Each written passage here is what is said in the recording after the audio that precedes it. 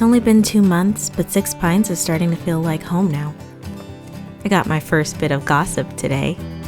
The previous motel owner went missing. He said he had definitive proof about Bigfoot.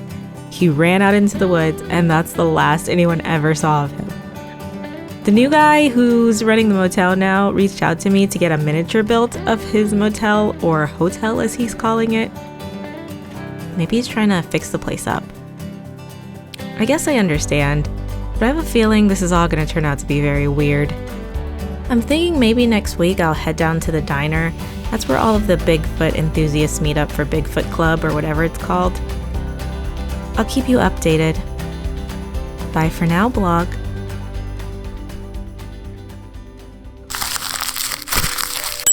So let's build a motel today. Hotel.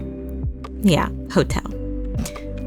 I'm starting off with some chipboard in 2 different thicknesses, and I'm going to be using this for the walls and the roof of the hotel. I've created these patterns in Photoshop, which is why they're a lot neater than they normally are.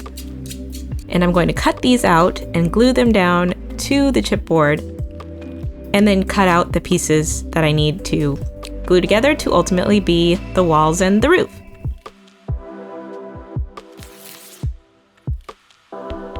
I learned a lot in the previous build, so this time around I have printed out a complete facade for the building, and I'm going to be gluing that to the exterior, but I'm also doing a layer underneath for the windows. I think that this is going to look a lot more realistic than the previous build, and it's also going to keep me from being super messy, because one of the things I hated about the last build was how messy the windows looked when I actually looked at them up close on camera. I've glued down some thin plastic over the windows, but you could just use some packing tape. That's what I would have used if I didn't have this random piece of plastic that I found in my drawer full of random things that I use on builds. Since I'm just gluing paper to the outside of the chipboard, we still have these raw edges that we need to get rid of, so I'm using some acrylic paint to paint over those and to mask them.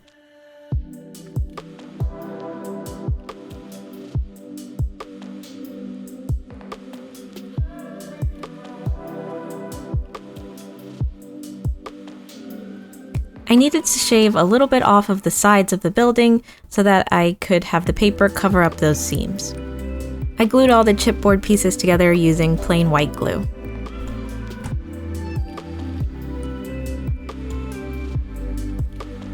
Someone decided to say hello to you all today. Here's our super shy other cat, Zuzu, who is making probably her first appearance on this entire channel. I toyed with the idea of putting some lights inside of the building before I glued everything closed, but ultimately I decided to glue on the roof and then touch up the sides and any areas where it looked like the seams were showing through to the cardboard. Now I'm starting to work on the cursed staircase. I jumped in without really any plan and started gluing these plastic pieces together, one on top of the other, in a staircase to the heavens without them being the same size or trying to stabilize them in any way, so it made a completely rickety, wonky, untrustworthy staircase. But that was completely on purpose. When I initially designed this building, I decided at that time to make the staircase completely wonky and to the railing, I did have a lot more planning involved in. I even made a pattern piece to help guide me in where to glue these plastic tubes together. However, I miscalculated the strength of the double-sided tape that I used to keep everything in place, and when I tried to peel the paper off, it took off most of the railing with it. Once again though, this is an old, dilapidated, rickety, putrid, disgusting, broken down, ramshackle building, and it makes sense that the railing would look so busted, right? So yeah, I completely intended to make this look this way. I did. Moving right along. I spray painted it with this spray paint of gray primer, and then I decided to change that color because I didn't completely like it just left like that, like I thought I would. So I am painting it a rusty orangish brown color. I thought that would fit with the color scheme that I've got going on with the bricks. And then I decided to glue it to the outside of the building with some super glue, but I used some baking soda to activate the super glue and make sure that it stuck, and I needed to cover that up, so I painted over that with acrylic paint. That wrapped up the main building, but I wanted to create a hotel sign out front, so I created more pattern pieces for the sign and printed those out. And I wanted it to be a neon sign. At first, I toyed with the idea of having it actually light up, but at this scale, I realistically don't have the skills to be able to do that yet, so I decided to fake it. So I'm making a fake neon sign.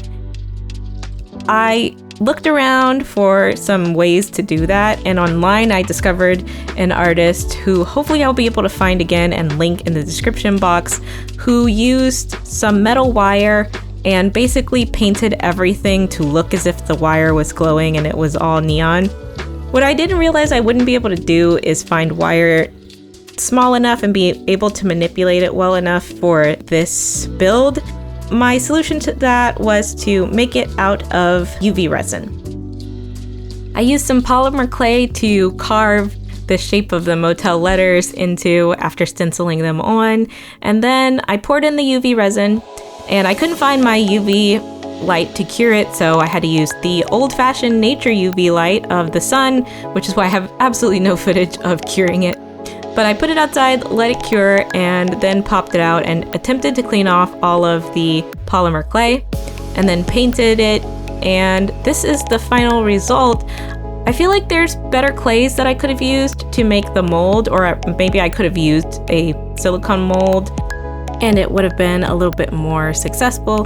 But in the next video, I'll probably have more neon signs to build, and I'm definitely interested in trying out some different techniques for the next time, but I think this did work out pretty well, and I'm pretty happy with the result for this one. I made the outer glow in Photoshop before I even printed out the sign, so it's already built into the paper pattern, and then I touched it up a little bit with some yellow paint afterwards.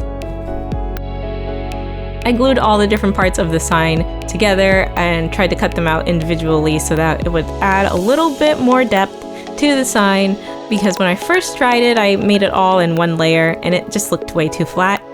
So after I made the different layers, I painted all of the exposed edges with acrylic paint, and all of the different pieces were glued down and cut out of chipboard, which is what I made the house out of earlier, and then I glued it all together, and this was my sign.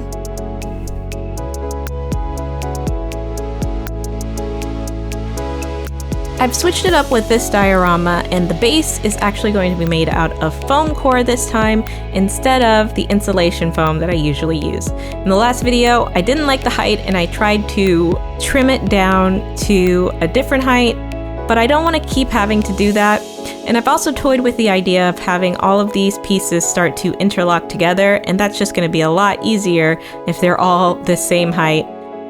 And to be honest, I think I like foam core better anyway, because it's a normal white color, it's a little bit tougher than the installation foam, and the installation foam is a purple color that kind of irritates my eyes while I'm working.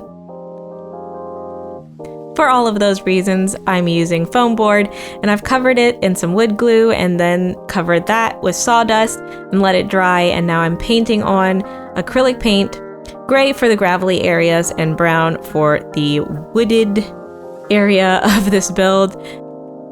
I'm really loving this sawdust wood glue mixture because I get texture from it and then I just manipulate the texture into whatever I want it to be using paint.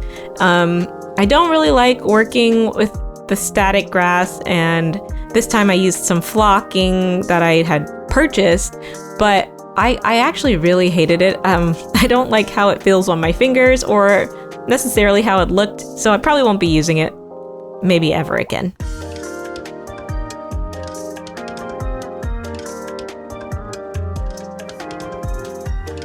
The last detail to go onto the building was this lip of concrete going around the entire establishment, and I glued that in place to the base.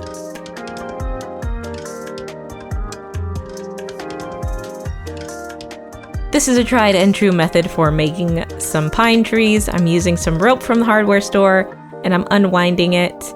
And I tried to separate it as best as I can because the better I separate it, the easier it is to make these trees in the long run.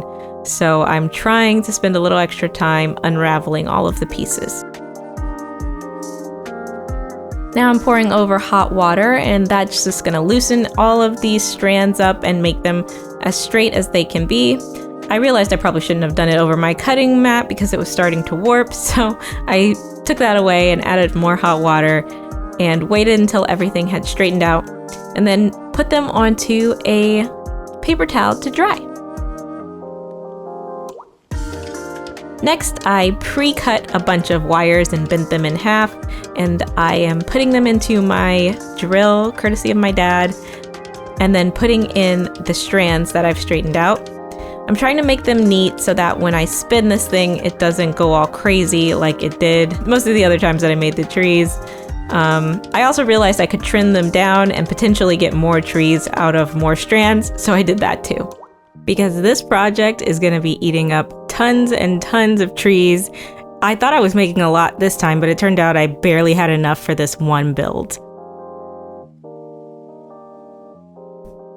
I'm just gonna give this tree a Christmas tree haircut, and I'm gonna make sure I'm getting really close to the wires because I've found that in this scale, they look a lot better when I really cut them down. I did a few coats of acrylic paint, and I'm just tossing them all into a big cup and then mixing them around in acrylic paint that's been watered down. And I had to do it a few times just to make sure that I covered up the wires because, as you can see from the first batch, the wires are still super visible. Next, I glued them in place in the base, and then I moved on to my next bright idea. I got it into my head that there really needed to be some reflection of color from the neon sign onto the rest of the building, so I decided to try and simulate that with airbrushing, and I don't think I did a really good job of this because I think my whole idea was kind of off. I feel like the reflection of light would have been a different color. It probably would have been red if anything, and also I don't think it would have extended as far as I made it when I airbrushed it, but it turned out pretty okay in the end because it still looks like it weathered the building, and I actually like how it looks. It just wasn't what I was intending or what I was going for, but it was a risk that I took, and you know, at the end of the day, I learned something. Now I'm putting in the finishing touches and painting in the details like the wheel tracks for the parking situation out front and the beware of Bigfoot sign, and adding just some more weathering details to the building.